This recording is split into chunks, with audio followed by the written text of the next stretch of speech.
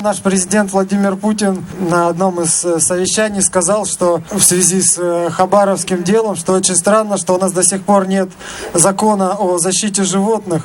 Он сказал, что я знаю, что с 2011 года законопроект лежит в Думе, и он до сих пор еще не принят.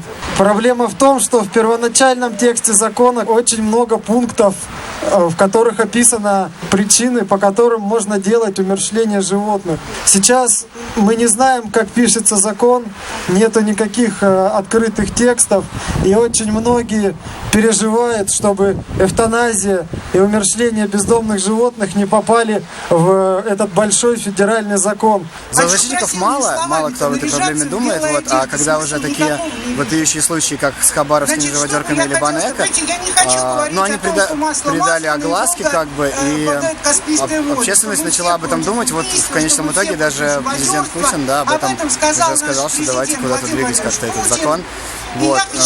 Почему нет общественной поддержки до таких вопиющих случаев? Это проблема уже общества, я не знаю почему. Если еще более-менее ситуация не такая страшная в Москве и в Питере, то в регионах, там просто патовая ситуация. И если говорить о Уфе, Якутске, Омске, Архангельске, там животные уничтожаются в катастрофических размерах, власти совершенно закрывают глаза. И не всегда же применяется эвтаназия, там применяют самые ужасные методы. В некоторых случаях животные убиваются просто телом об забор. С этим больше невозможно мириться. Это надо прекращать на законодательном уровне. Альтернатива есть прекрасная. Это программа ОСВВ, которая подразумевает под собой отлов, стерилизация, вакцинация и выпуск животного на волю. Она себя очень хорошо показала. Результаты замечательные. Есть регионы в России, которые уже полностью отказались от эвтаназии. Они проводят программу ОСВВ.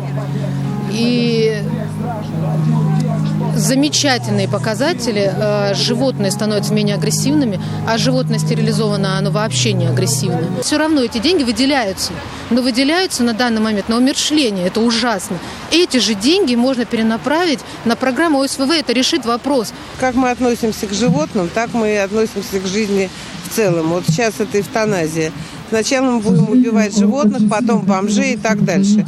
И животные себя защитить не могут. Нужен именно закон, который не просто защищает права животных, а здесь нужно и с заводчиками разобраться, которые постоянно занимаются выведением бесконтрольно. Здесь это очень большой закон должен быть. Спасибо вам за то, что вы пришли, спасибо за то, что вы поддерживаете.